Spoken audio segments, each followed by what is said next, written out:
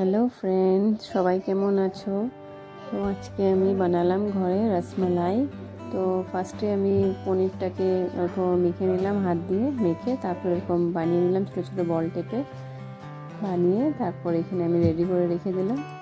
তারপর আমি এটাকে জলের মধ্যে দিয়ে দিলাম। জলটার মধ্যে আগে আমি চিনি দিয়ে দিয়েছিলাম, তো এটার মধ্যে এখন একটু 5 মিনিট এটাতে একটু সিদ্ধ করার পর এটার থেকে উঠিয়ে আমি দুধের মধ্যে দিয়ে দিব। দুধটা আমার আগের থেকে রেডি করা আছে, ওটার মধ্যে চিনি কেসর দিয়ে আমি আগে রেডি করে রেখে দিয়েছি। এই যে এখন আমার এটা হয়ে গেছে অলরেডি। এটাকে আমি এখন দিয়ে দিয়েছি অল্প 5 মিনিটের মতো। এটা আমি একটু বয়েল করব, তো বয়েল করা হয়ে যাবে। তারপর আমি এটাকে দুধের মধ্যে দিয়ে দেবো। দুধটা আমার রেডি করাই আছে আগের থেকে। দুধের মধ্যে দিয়ে দেওয়ার পরে ব্যাস হয়ে যাবে।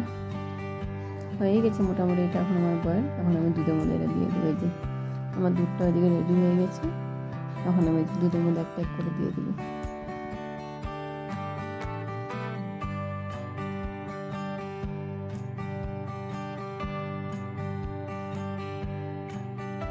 আমার রসমালাই বানানো হয়ে গেছে।